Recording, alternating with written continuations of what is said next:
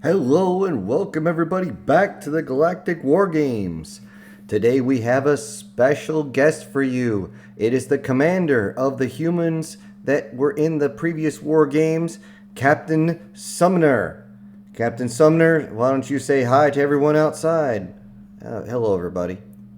So, Captain Sumner, everyone is asking the questions, how did humans get so good, especially in the final event? We have seen you do some amazing things. Originally, you only had one walking vehicle and you dominated completely. And then you brought in four, and then you brought in even more than four for the latest games. And we're still trying to figure out how you got so good. So could you please expand on how you got so good at ground terrestrial warfare? Well, thank you, and I thank everyone out there for listening. Simply put, we have specialized in ground warfare since our inception. Yes, we all know that the humans species has been able to work a lot of terrestrial, arguments out by killing each other over the centuries, but you've seemed to put that away recently. And we were just wondering how you were still able to do this. You haven't been at war in at least 2 generations. So we're simply wondering how you came up with the idea here, because these do not seem to be standard issue equipment for your military. No, this actually to us is a kid's game. Uh, a kid's game. Yes, for us it's a kid's game. Could you please expand on that? I'm sure everyone at home would like to know, especially since I'm confused why you would call something so dangerous a kid's game. Well, that's simple. Back before we joined the galactic neighborhood, as we like to call it, we used to play a lot of what if scenarios. What if some sort of aliens had this type of technology or that type of technology? And based on that, we would simply run scenarios and see what was interesting, how we could do it. We used to call that wargaming. Now it's a little different, but that is what we used to call it. And as we looked over the rules, we realized that one of our old games fit this perfectly. One of your old games. I'd be interested to play that. Oh, I'd be interested to play you too. But it was basically a terrestrial game with walkers, and it seemed to work fine. So we decided to base everything on that. So everything is based off a game. This game, did it have all the weapons that you used? Oh, it had more. Oh, believe me, you guys didn't get to see the good stuff yet. The good stuff. Yeah, the good stuff. I worry what the good stuff is. Well, don't worry about it too much. It seems as though the rules are being adjusted again to limit what we can and can't do, but I'm sure the other species, if they're listening, I'm sure they're being very, whatever their version of audio receptors are perked very, very high, trying to figure out our secrets, how we could do this. And yes, we all have that question, not just how you could do this, but how you could do it so fast. I would like to back up a little bit here and let everyone know that humanity only joined the, as he likes to put it, the galactic neighborhood as a whole less than a human decade prior to coming to this first games. And am I correct in understanding that you did not start creating these walkers until about 2 of your years prior to the galactic games? Yes, that is 100% true. How did you come up with... I'm sorry, I'm a little surprised at this. As those of us, it took us many generations to come up with our walkers. How could you possibly come up with this idea? Like I said, to us it's a kid's game. It's very simple. All we had to do was break it down, match our technology, and there you go. Well, ladies and gentlemen, that is just amazing. And another question, change here to now. I'd like to ask about the different types that you have, because around to all the different species, they stick with one silhouette type. They usually base it off themselves, yet you humans seem to use different ones. Is there a particular reason for that? Yes, absolutely there is. Would you care to expand on that? Oh, sure. You see, tactics change. That's it? Is there any other explanation between tactics need to change? You need to be able to change with it. If you're limited on only one weapon system, you can only do one thing. We have an old phrase that when you have a hammer, every single problem looks like a nail because that's all you can use it on. I believe we were beginning to understand. So that is why everything was bracketed to different ranges. Pretty much.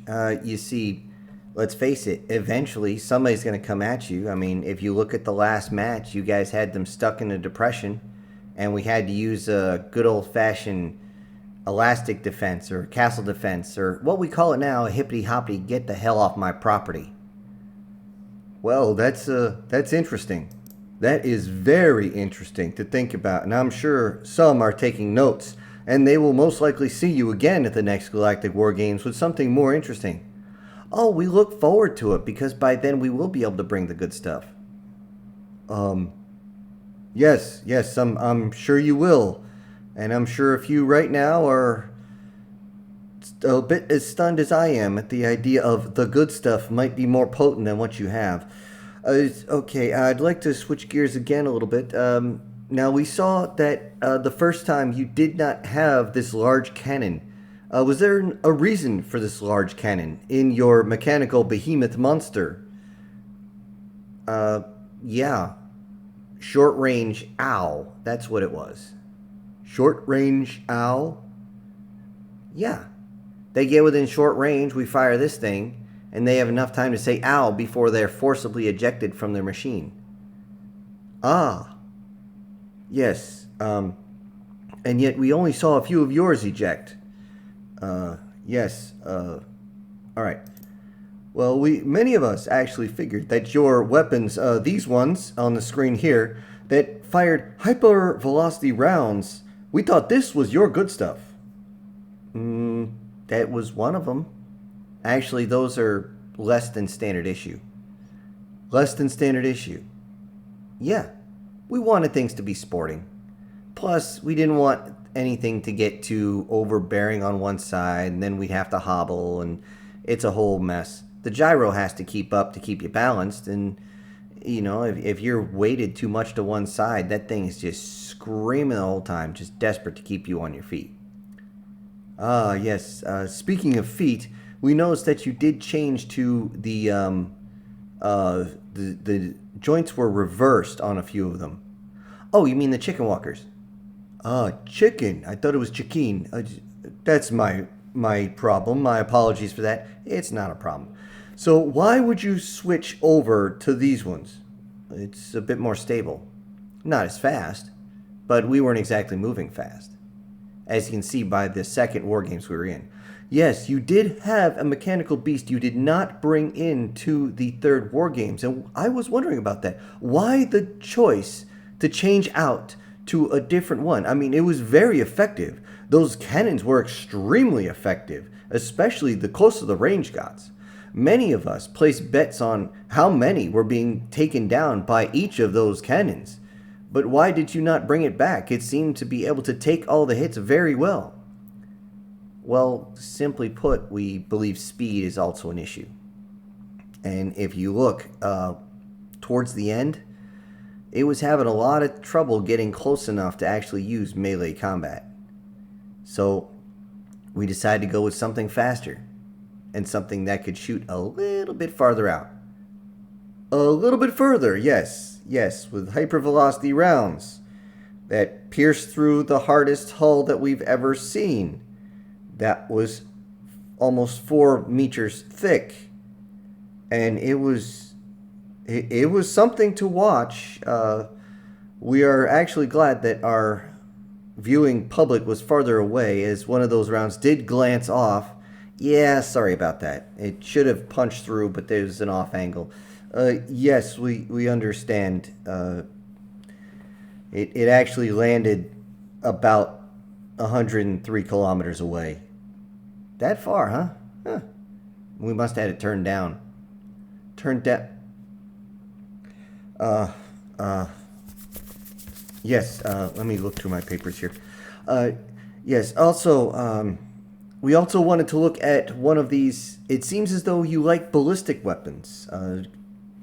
Considering all that was going on, but you had ballistic and energy. Was there a reason that you mixed all that in, or was that simply another bracketing? No, that was backup. Backup? Yeah, you don't jump out without a reserve chute. Okay, we are not up to date with human slung terms. That it's slang, but yes. You always want something to back up. Okay, just as though you wanted secondary engines on your spacecraft in case your main ones go down. It's a simple, you always have to have a backup. Ah. Yet they seem to be primary on a few of them. Doesn't mean you can't use them as primary. If you got them, you might as well use them. But if you run out of ammo, you're going to need something. Ah, yes. Yes. And we noticed you did run low on ammunition. It seems as though some of your pilots were getting a little overzealous. Yeah, we can talk about that one in a little while. But yeah, I'm going to have to talk to them a little bit about relaxing a little bit while using their ammo up like that. Indeed, we did see that many of yours actually burned through their missiles very, very quickly. However, your missiles are very well guided. It only took one or two at most to take out most of the other walkers, and scored a 91% hit rate. That was impressive. That was very impressive. Yeah, we got to work on that. You have to work on that. Yeah, but it's not at least 97%. There's something wrong. So I take it that this walking kids game has a lot of strikes and is rather quick. Oh no, it takes a while. Takes a while. Why would it take a while with your accuracy of your weapons? Well, it's got to chew through armor first, doesn't it? Well, yes, it does. We did see that many other species did put a very strong carapace, and they did match it very similar to that of your original squat walker that had the cannons in its arms. We we have expected to see those. I'm sure they were actually put back that they missed it. But then you had other sets that... Well, hold on a moment. Before we go any further, we need to quit and go to a commercial break. We will be back in a few minutes with a word from our sponsor. Now, welcome back, and we are continuing our interview with Captain Sumner, and we are talking more about how the humans seem to have a leg up on every single other species in the final event of the Galactic Wargames.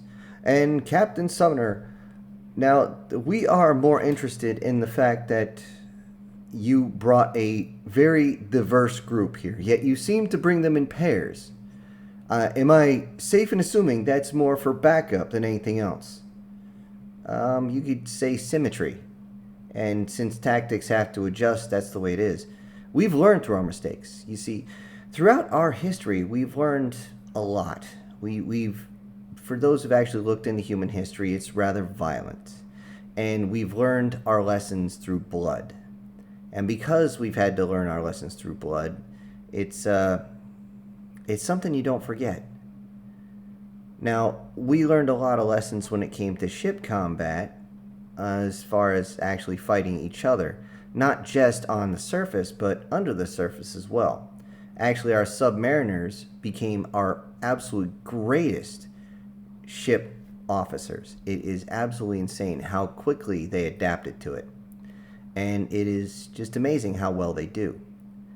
It doesn't take long for humans to adapt. But again, sometimes you have to try new things. You have to adjust your fire. You have to adjust your frequency. You have to adjust everything several times before you get it right. And once you learn that lesson, you paid for it. And again, lessons in blood, are seldom lost. I see. And can I ask why the duel here? But you had 4 pairs. Yes. Why the other 2 in the center? It did not make sense. We tried to scan them, and we came up with some odd readings, and we tried to figure out what was going on. This one here, this arrow-shaped one, this is very interesting, as we saw many of the ballistic rounds come in and actually bounce off it as long as it was facing them. Was this the reason why? That you built it this way? Pretty much. It's meant to face the enemy and fire. It's not meant to duck and hide. It's meant to deflect rounds off so they don't penetrate. Rounds don't penetrate, you don't get hurt. It's part of the survivability onion. Survivability, I'll get into that some other time. Let's just say if you follow that, your chances of dying are very, very slim. Well, I look forward to talking about that. I truly, truly do. Now, I will ask, why in the center with these? They weren't the ones that held all the missiles. They weren't the ones that held all this. Why these 2 in the center? Well, quite simply put, you had your command vehicle right there. Oh, this arrow-shaped one. Yes. It is loaded with all sorts of communication equipment, specifically designed to help command and control. Now, a lot of your folks seem to have figured it out, and they did go for it, but they didn't realize that this thing is built a whole lot more rugged than it looks. It looks very, very thin. It looks very, very weak.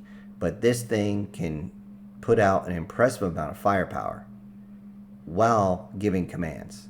It is just incredible how good this vehicle truly is.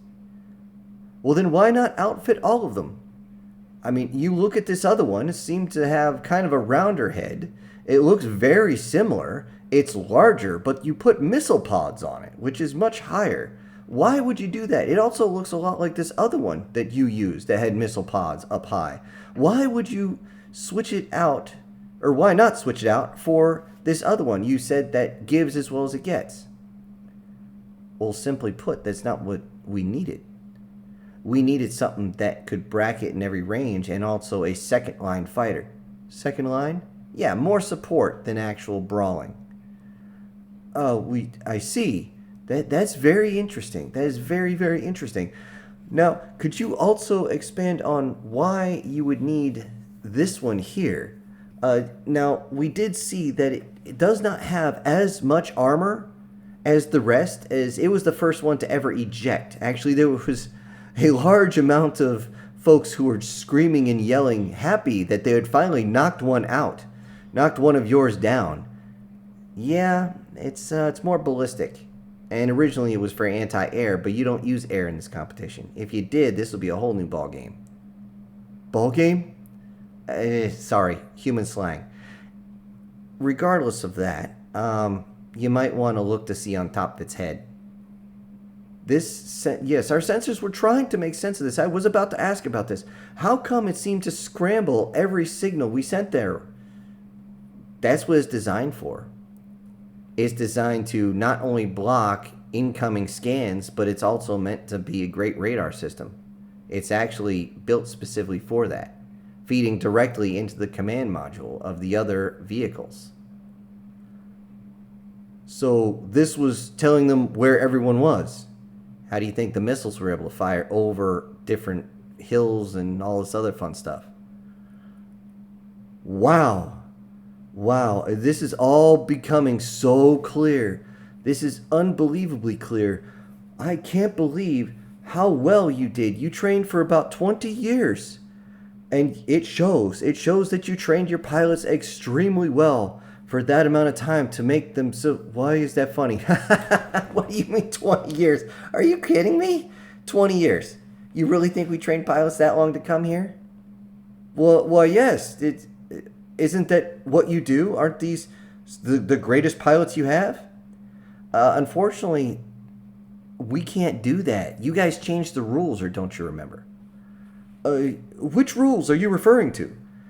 You put in the rules that we could not use altered pilots, as in physically altered or enhanced in any way. It's a very long section that you put in on the rules.